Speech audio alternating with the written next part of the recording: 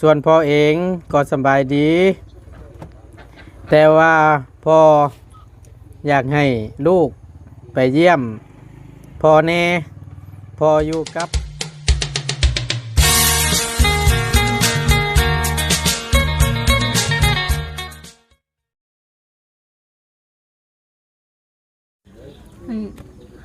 สบายดี โดยสบายดี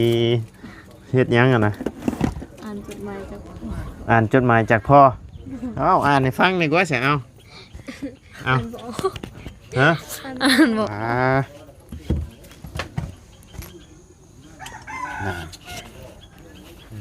อ่านส่งไปเตะจักไหม เอาอ่านช่องเจ้าก็อ่านไหมเนาะข่อยยังบ่ได้พังน้องเพิ่นอ่านเด้ สบายดีลูกที่พอคิดฮอดเป็นแนวใด สบายดีอยู่บ่แต่ว่าพ่ออยากให้มัน ไหวอยู่บ่ สบายดีอยู่ไม่อย่างนี้ส่วนพ่อเองก็สบายดี แต่ว่าพ่ออยากให้ลูกไปเยี่ยมพ่อแน่พ่ออยู่กับมันยังพ่ออยู่กับบุญมาห้องเดียวกันถ้าว่าบ่จักทางไปมาให้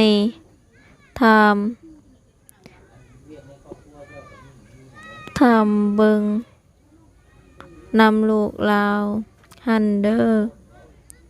ให้ลูกมันยัง ว่าเจอ น้องให้น้องจันอ่านนะน้องจันเฮียนฮอดมอได้ ใส่ผ้าอ่านหอดใส่แล้ว น้องตุ้นขอตัวช่วยหนะไป ขอตัวช่วย ขอตัวช่วยหนะไป คอยว่าคอย นำเด้อ คอยว่าคอย พออยาก ได้ไปกูคอยมาบุญ โอ้ข่อยขึ้นไปชื่อเลยข่อยนะสบายดีสบายดีขึ้นไปชื่อให้ข่อยนะขึ้นไปข้างเนี่ย คนกี่ก้านชอน แม่นคนขี้ข้านช้อนส่งขึ้นไปเลยเอาไก่น้อยจ้างขึ้น ขึ้นหน่อยจ้างขึ้น หน่อย ช่างว่าเต้ เอ้า เป็นอะไรน่ะ เซ็งนี่คันตัวใดบ่ได้ข่อยก็ไปขอเงินน้ำเอื้อยมาให้เพิ่น จำชิปเฉย น้ำชิปเฉย ปั๊บบางเนี่ย10,000บาง10เลย บอกชิปเฉยโอ้เก่งมีแต่ติ๊กเก่งซะแล้ว ยังมันเป็นอะไรจดหมายจากพ่อถึงลูกสิบ่ แม่นไปอ่านให้พังหนึ่งว่าไปเจ้าเบาเอาประบุญก็ได้ไหม อ่านมาได้ครับ ฮะ ไปเย็นหน่อย ปล่อยกัน มานำ บ่ได้จ้ะ มากีตะใจ ขอถามเลยเนาะ ใจเรียกกันเอาเชื่อ บอกว่าเจ้าข่อยนี่เอาวางเงินจักบาทนะเอาผ่านนี่ก็ได้เอาไป เบิ่งจะมามันเป็นอะไรเจ้าว่าเขียนบ่ไอ้นั่นข่อยก็อ่านบ่ออกกันได้เห็นว่าภาษาลาวกัน เอา มันต้องแต่งกันโยกมันต้องมันมับแล้วละข่อยกัน โดย ใช้ล่ะมันเป็นอะไรอ่านน็อตใช้ตัวได้อ่านหมอกนะ ทักทายสบายดีเด้อเนาะพ่อแม่พี่น้อง FC บัจจุกุสู่คนเนาะ กระดาษอีซีด้วย ให้บุญนะให้บุญสารวัตรน่ะอ่านให้ฟัง หนาบ่ตูนนี่ก็ได้อยู่ ไล่บ่คันบ่ได้สารวัตรอ่านให้ฟังอยู่เด้ เจ้าได้ดู ในคลิปข่อยน่ะข่อยอ่านได้อยู่ หือ อ่านได้ ได้ก็มาซอยนี่กว่า อันในลำตัวนะซ้ำกัน เบิ่งก็เบิ่งตัวนี้ก่อน นี่นะบ่ตูนนี่ก็เชื่อได้อยู่ โอ้ยบัตรโตเนาะเฮ้ยก็คือมันเขียนติดนี่ก็ มันจักมันคือง งคือกันได้ข่อยก็ได้ เขียนบ่เป็นโตเจ้าไปเบิ่งรถอันหนังสือด็อกเตอร์กันเวลาไปหาหมอนะจำเจ้าอ่านออกแล้ว นู่นพาแล้วอันสุดท้ายแต่ท้ายสุด ยอมรับ เอ้าเห็นบ่เวลาเพิ่นเขียนเฮาไปหาหมอนะ มันจัก กินเช้าแรงอีหยัง มันจัก อ่านจนบ่ออก อ่านจุบ่ออก เพราะว่ามันใส่มันบ่ได้ ใช้ ว่า ไปทางไหนเลย ว่าหนังสือคนเรียนสูงอยู่ครับ คือจะว่าคือใกล้เคียงสิ เอาไม้นี่ให้ประตูนะ ดีเด้ว่าตามชื่อรถ ยังเคยนะ ลูกสาว ลูกชาว แบบเพิ่นสิร้องเพลงนี่ ลูกชาวร้องเพลงให้ฟัง แต่ว่าทั้งน้องได้อ่านแล้วเนาะแต่ว่าอ่านบ่จบบ่อ่านมันอ่านบ่แตกเนาะ อ อ่านได้ข้างหนึง อ่านได้ครึ่งหนึง อืม อืมเอาผิดถือบ่ว่ากันเนาะฟังนำกันได้เช่นเด้อ โดย จดหมายจากพ่อหาลูก เป็นเวลา 3 ปี 3 ปีข้างจดหมายฉบับแรกบ่ที่ส่งมานี่ โดย อืมเอาฟังนำกันเนาะ อืม ยังแก้มเลยแก้มจะคือใครฮะ จะท่วงกว่าเนี่ยอืมบ่มีอืม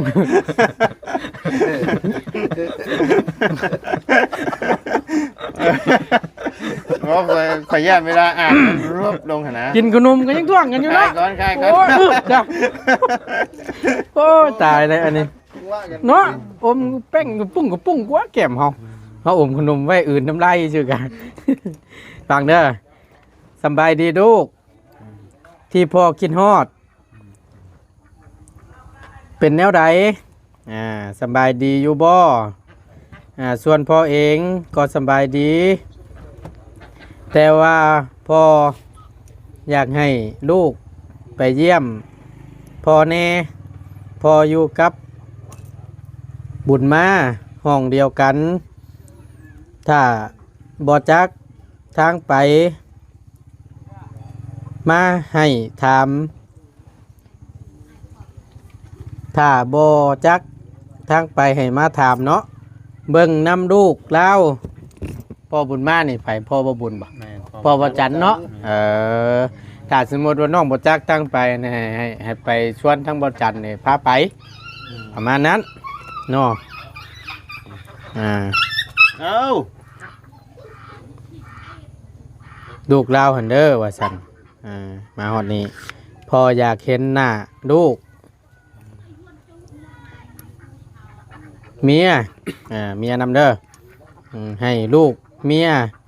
มายามพ่อแน่คันบ่ฮู้ทางให้ถามเขาเจ้าลูกบุญมานั่นคือทางบ่จันนี้เนาะให้หาของกินนำเด้อถ้าบ่มาก็ให้ฝากนำเขาให้พ่อแน่ถ้า เราต้องอ่านแบบเศร้าๆแม่อย่าไปอ่านแบบอันนั้นไหมเอาแบบสบายดีลูก เอาไม่ใช่เอาไม่ใช่ โอ้ยบ่เศร้าแล้วคือน้อง มันเบิดแล้ว น้องฮู้แล้ว เบิดแล้ว เอาเบิดกระยาต้องเอาเสาน้ำเอาเสาซึ่งน้ำสบายดีลูกตอนนี้พออยู่ คือเนาะโอ้ ต้องเอาซึ่ง เดี๋ยวไปเป็นบทเจ้าซะเนาะข่อยผัดมันได้ มันเข้าเกียร์3เลยคำเป็นรถไทยกับมันผ่อนบ่ได้เลยได้ บดมาบุญให้นะจังหวะนะมาบุญมา เนาะ ๆบอกเลย ตัวคือนะจ๊ะ โอ้ยตายแล้วบาทนี้คัดเลยเด้หันจังฮอดแถวไรบาทนี้ โอ้ย ถ้าเป็นไปได้ให้ฝากเงินมา ให้พอแน่ เงินมา น่ะข้างเลย ให้ฝากเงินมาเน่พอได้ใช้ว่าฉันให้ฝากเงินให้พ่อน้ำเน่พออยากใช้ท้ายสุดบ่มีหยังให้ลูกอยู่ดี มีแห้งจากพ่อต้นเห็นบ่พ่อเจ้าพ่อชื่อพ่อต้นบ่กับประมาณนี้แหละก็เราอยากให้ทั้งน้องทั้งลูกเต้าลูกเมียนี่แหละแม่เจ้าเนี่ยให้ลงไปเยี่ยมไปยามแน่ซึ่งก็เป็นเวลานี่ก็ลนแล้วเนาะ3 ปีแล้วเราก็คิดฮอดคิดถึงนะก็มีแต่ว่าคำว่าถ้าเจ้าไปบ่เป็นแม่เจ้าไปบ่เป็นก็ให้ไปหาทั้งเบาจันให้พาไปก็ได้น้องเอ้ยประมาณนี้แหละก็ว่านั่นก็หาแล้วอยากนั่งกินลงไปต้อนไปฝากเราน้ำแน่อยากกินแกงหน่อไม้ไล่แล้วเนาะแซ่บๆจักบาทเราก็ได้ บ่เลยจะกินอ้นนะ อยากกินอ้นมีขายอยู่บ่สันบัตร แล้วว่าจะกินอ้นบ่ โอ้โหยี่ชื่อนี่แล้ว เอาเนี่ยก็เป็นจดหมายจากพ่อเนาะเสียว่าจังไดพี่น้องเอ้ย เป็นอะไรความรู้สึกเห็นจดหมายจากพ่อเลย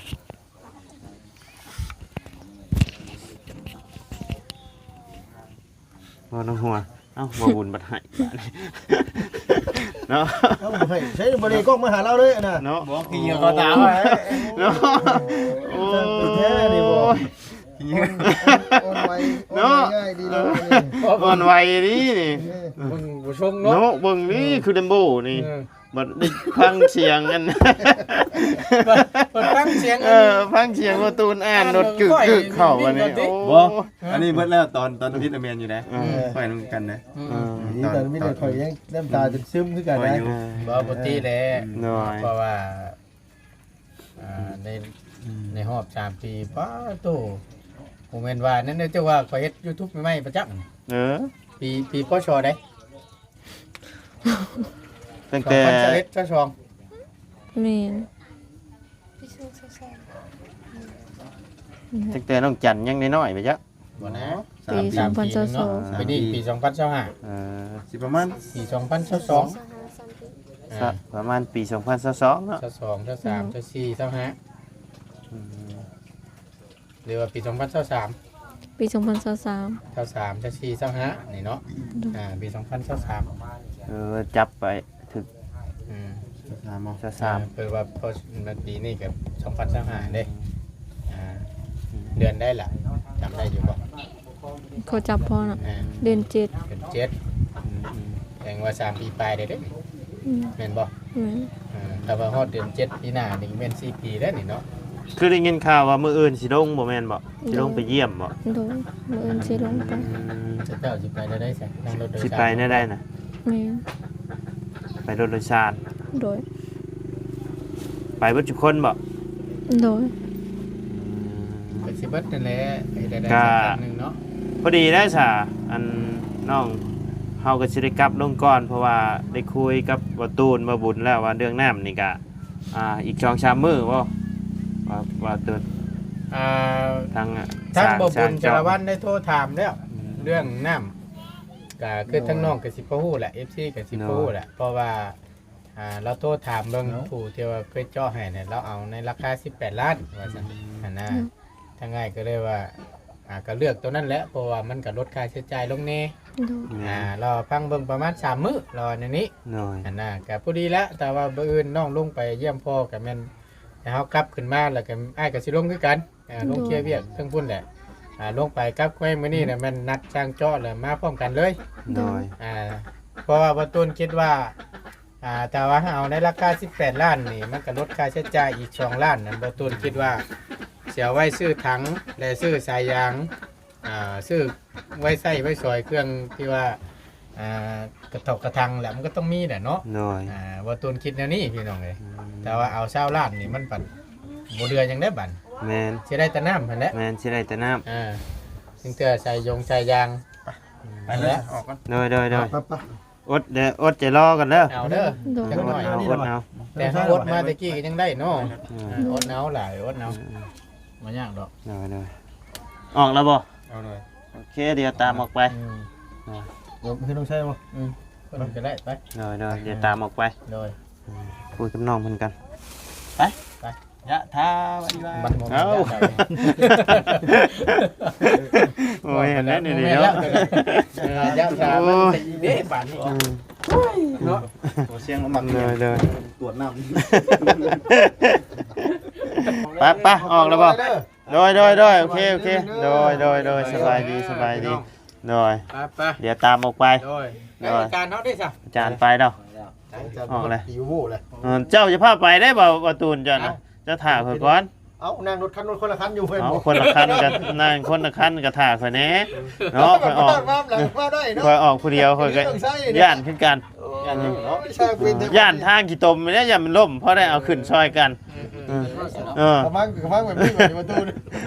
แต่กล่าวยังว่าลูกเพิ่มซ่อนท้ายน้ำพ่อได้ให้เราครึ่งทั้งก้นน้ำ ำแล้วชดท้ายแล้วกึ่งไงวะ ครึ่งเลยขาในขาเรายาว เราชอดมากกว่าเราบ่ได้ครึ่ง เออ แล้วนั่งเท่ๆได้สมัย ว่าค่ะตะกี้เพิ่นใส่เกือบแตะเพิ่นครึ่งให้อยู่ มีแต่ก่อยแล้ว ใช่เพิ่นใส่เกือบนี่เพิ่นบ่ครึ่งได้เดี๋ยวนี้เพิ่นยันเกือบเพิ่นตกกี่ตมเลย แต่นี่ก็ยังถึกอยู่ถึกแล้วอยู่กี่ตุ่มพวกใจตัวเกี่ยว เออ ปัจจุบันไปเลยไปพูด ไปโดย กันแล้วป้าตามตอนนั้นได้สัก เจ้าออกน้ำบ่บุญบ่เจ้าน่ะ ก็แบตโทรศัพท์ข่อยสิเบิดมีแต่ข่อยสิเสียบแบตท่าได้ซั่นบัดนี้เนาะเอาพวกประตูเนาะบ้านก็สิเซปูนอยู่ เนาะข่อยว่าแน่นี่เดี๋ยวอยู่นะเจ้ากันเนาะ โอ้บ่ป่านนี้ มันก็รู้สึกผิดได้ติ กูชึกพิษเหรอโอ้ย บ่เสียงบ่กินข้าวก่อนบ่ บ่เสียงเอ้ยกินข้าวบ่ บ่กินข้าวกันบ่ กินข้าวจะลุย จะโดย โอเคหน่อยโอเค ยังไง โอ้ยข่อยเห็นอยู่กินนี่ บ่ยังดีอยู่เขาเขียนดีเขาบ่พูดให้ ข่อย เขาพูดให้ผู้แห้งกันน่ะ ข่อยเห็นอยู่มื้อน่ะ เท้าเย็นๆน่ะนะ อ้าวเนาะหลังจากที่ได้พังประตูนเพิ่นอ่านหนังสือจากพ่อจดหมายจากพ่อเนาะเป็นจริงไดความรู้สึก ดีใจ ดีใจเนาะ ดู ตั้งแต่เพิ่นไปเพิ่นก็บ่ได้ส่งข่าวหาจักเทื่อเลยบ่มีแต่ว่าทั้งแม่จะไปเทื่อนึงเนาะ ดู มื้ออื่นนี่ก็เงียบแล้วมื้ออื่นนี่เนาะไป เยี่ยมพ่อพี่น้องเลยไปฮอดเชโนแล้วก็โทรหาทั้งบ่าวบุญก็ได้บ่าวบุญสารวัตรฮอดเชโนแล้วก็ให้บ่าวบุญพาไปหรือว่าบอกรถโดยสารก็ได้ไปลงอยู่ลักษะฮกเพิ่นก็พาไปจอดอยู่หันแล้วแหละบอกรถโดยสารก็ได้ไปลงอยู่ลักษะฮกว่าสิเพิ่นไปจอดหันแล้วแหละมองไอ้ศูนย์กักขังฮะว่าสิเพิ่นพาไปลงหันแล้วแหละบอกรถโดยสารนั่งรถโดยสารแต่ว่าไปนะ ดู นั่งรถโดยสารไปทั้งแม่เพิ่นสิฮู้อยู่ดอกเนาะเพิ่นเคยไปอยู่เพราะว่าน้องเพิ่นบ่เคยไปจักเทื่อไปเบิดทุกคนเนาะ ดู น้องเยอะก็ไปบ่ น้องชายหันบ่ได้ไป น้องชายบ่ได้ไป ดู เอาเพิ่นสิอยู่กับไผซะ อยู่นำอ้ายนำพ่อเฒ่า ไปเลยไปกลับบ่ ดู ไปกลับเนาะต้องออกแต่เช้าแล้วมื้ออื่นนี่เนาะออกประมาณออกจากที่ประมาณจัก7 โมงเนาะ6 โมง 7 โมงไปฮอดพุ่นก็ประมาณ10 โมงก็ฮอดดอกซิโนคันเพิ่นบ่จอดหลายหม่องคันเพิ่นจอดได้หม่องนี่ก็10 โมง 11 โมงพุ่นละซิโนไปกลับมาฮอดกับพุ่นละ5 โมงแรงพุ่นละ ทั้งน้องจันเลย เป็นอะไรได้เห็นทั้งจดหมายจากพ่อเลย ดีใจ ดีใจเนาะทั้งบ่บุญบ่ชงมาให้นี่นะ ดู เพราะว่าบ่บุญเพิ่นได้ไปเยี่ยมทั้งเฒ่าพ่อเพิ่นเนาะแล้วก็ได้ทั้งพ่อเจ้าเพิ่นก็ได้เขียนจดหมายมาหาเนาะ ดู แต่ว่าทั้งเจ้านี่บ่ได้เคยเขียนไปหาเพิ่นบ่เพิ่นบอกว่าให้ลงไปเยี่ยมแน่เนาะได้หาอย่างแน่ไปฝากไปต้อนอันทั้งสพเพิ่น บ่ได้หาย บ่ได้หาอย่างเนาะ เพราะว่าน้ำไม้ยำนี่ก็หมดแล้ว ไม่ยังกระเบิดแต่ยามนี่เนาะ เราสิไปหาผักแต่นำก็ยังขึ้นไปบ่ได้ ถ้ามีแต่ชื่อเอานี่ตลาดเซโนหรือว่าตลาดเชโปนนะไปฝากไปต้อนเพิ่นคันเขามี ฮะ เฮ็ดหยัง อันบ่เสียง ฮะ แม่ให้แต่งผ้าขาวให้บ่เสียง อย่าหรอกอย่าแล้วอันเราสิออกเมื่อแหละแม่บ่เป็นหยังหรอกขอบใจละลายบ่าวฮอดใส่อะไรกินนี่ชื่อเครื่องชื่อของเนาะ โอ้ยพี่น้องเอ้ยชื่อแนวหมักไม้หมักตอกให้เป็นซีดเป็นหยังนะไปฝากเพิ่นอยู่หันก็ถือว่าหลายปีแล้วเนาะ3 ปีแล้วพี่น้องเอ้ย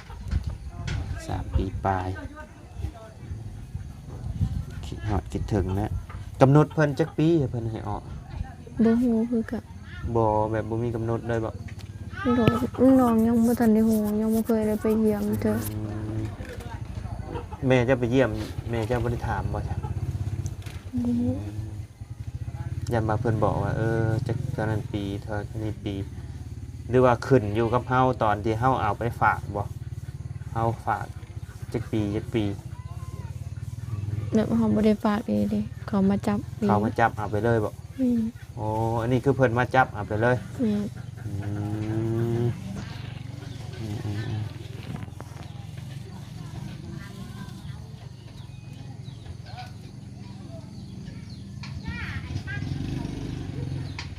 เอากะมืออื่นก็ได้พ่อหน้าแล้วเนาะ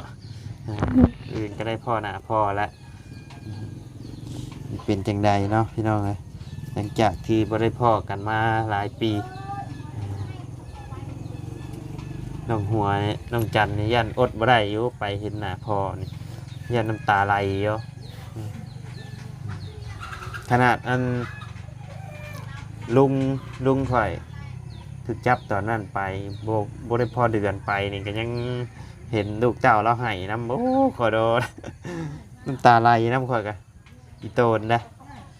ตอนเพิ่นตอนเพิ่นอาละวาดตอนเพิ่นยังกะตอนเพิ่นอยู่เพื่อนตอนเพิ่นอาละวาดอีหยังกะ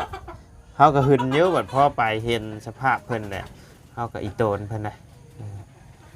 ก็จำเป็นต้องได้เอาเพิ่นออกมาเห็นอะไรอีโตนบางคนก็อยู่ในหันก็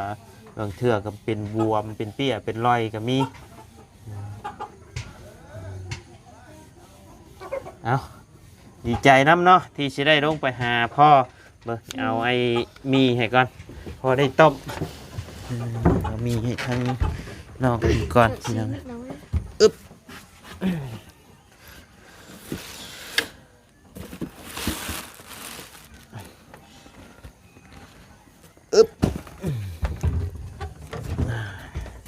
เอาให้เบิดเลย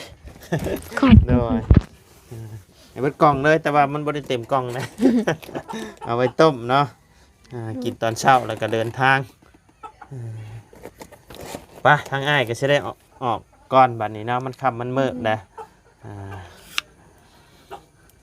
มื้ออื่นเดินทางแต่เช้าเนาะ โดย